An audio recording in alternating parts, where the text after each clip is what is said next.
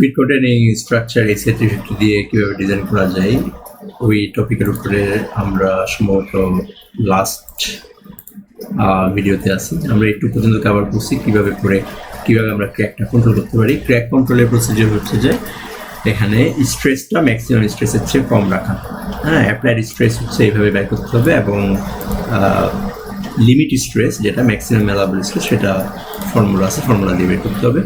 এরপর আমরা সিসমিক ডিজাইনে যাই। সিসমিক ডিজাইনের ক্ষেত্রে ACI350 বলতেছে যে ACI350.3 এই কোড দিয়ে সিসমিক লোডগুলো অ্যাপ্লাই করতে হবে এবং ডিজাইন তো অ্যাকচুয়ালি ACI350 দিয়েই হবে, বাট সাপ্লিমেন্টারি কোড হচ্ছে ACI350.3 যেটা দিয়ে হাইড্রোডাইনামিক লোডগুলো কীভাবে পাওয়া যাবে। তো হাইড্রোডাইনামিক লোড কীভাবে পাওয়া যাবে, কীভাবে বের করতে হবে সেটা আমি এর পরের ভিডিওতে ইন ডিটেল ডিসকাস করছি। এখন ACI353 যে বললাম হাইড্রোডাইনামিক লোড বের করার জন্য হচ্ছে যে এটার কাজ এখানে হচ্ছে যে স্ট্রাকচারাল ওয়েট যেগুলো আছে, ওয়াল যেগুলো আছে সেগুলো থেকে কিছু ওয়েট আসে, যেটা ওয়াল থেকে আসতেছে পিডব্লিউ, রুফ থেকে আসতেছে পিআর। এইসব জিনিস যখন আমরা মডেলে নিয়ে আসি তখন এগুলো আর আলাদা হিসাব করার প্রয়োজন পড়ে না। তারপর হাইড্রোডাইনামিক ইম্পালসিভ ফোর্স এবং হাইড্রোডাইনামিক কনভেক্টিভ ফোর্স। তো ইম্পালসিভ এবং কনভেক্টিভ ফোর্স এগুলো ভিডিও দেখে নিতে পারো অনলাইনে, দেখতে কীরকম হয় ফোর্সগুলো ইম্পালসিভ এবং কনভেক্টিভ। তো বেসিক্যালি ইম্পালসিভের প্রেশারটা বেশি হয়, কনভেক্টিভের প্রেশারটা কিছুটা কম হয়। ইম্পালসিভটা হচ্ছে নিচের পোর্শনটা, যেটা যে পানিটা স্টিল থাকে সেটা হচ্ছে ইম্পালসিভ ফোর্স জেনারেট করে, আর যে পানির অংশটাতে ঢেউ ক্রিয়েট হয় যেটা হচ্ছে যে অসিলেটেড হয়। আগাগোড়া তো আর ওয়েভ ক্রিয়েট হয় না। ধরো পুকুরে একটা ওয়েভ আসছে, তো একটা পুকুরে ঢিল ফেললে যে ওয়েভটা আসছে এটা উপরের পানিকে একটা সার্টেন হাইট পর্যন্ত অসিলেট করবে, নিচে গিয়ে সেটা কী হবে, কমে যাবে। সেটা তো একটা নিচের একটা সার্টেন হাইট থাকবে যেটাতে আসলে কী হয় না, ক্রিয়েট হয় না, ঢেউ হয় না, বাট পানিটা মুভ করে। যাই হোক, ঢিল মারলে তার পানি মুভ করবে না, বাট আর্থকুয়েক আসলে নিচের পানিটা বডিলি মুভ করবে। মানে হচ্ছে ট্যাঙ্কের যে বটমটা আছে ওই বটমের সাথে এই পানিটা নিচের সার্টেন হাইট পর্যন্ত একটা পানি হচ্ছে যে বডিলি মুভ করবে। ওকে, আর পিসি যেটা সেটা হচ্ছে যে ওই ট্যাঙ্কের এই তলা দিয়ে বা সাইড দিয়ে যে এটা আসলে মুভ করতেছে তা না, এটা হচ্ছে যে ভাইব্রেশনের কারণে যে একটা ঢেউ ক্রিয়েট হবে, ওই ঢেউ থেকে একটা ফোর্স আসবে, সেটা হচ্ছে পিসি। তো ডাইনামিক আর্থ প্রেশার বাগডুম এগুলোর কথা এখানে বললো।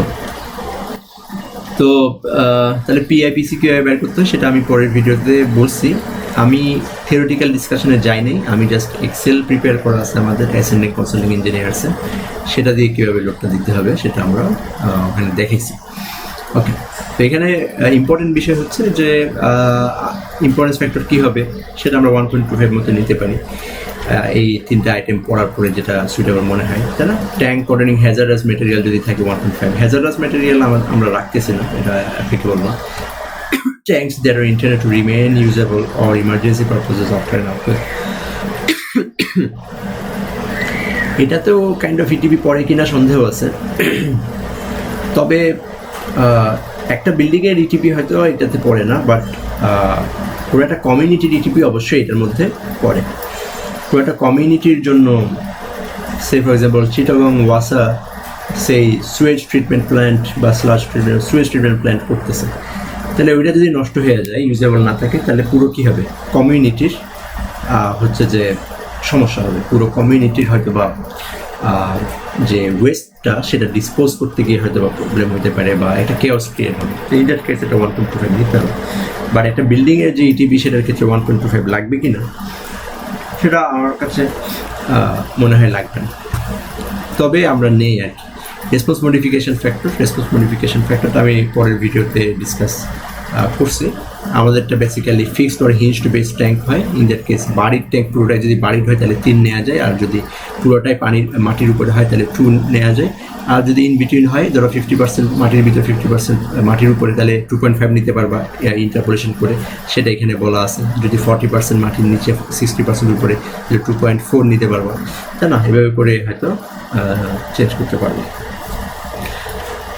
এখানে যেটা এক্সেল দেখানো আছে এই বিষয়টা আমি হচ্ছে পরের ভিডিওতে ডিসকাস করছি কীভাবে লোডটা দিতে হবে।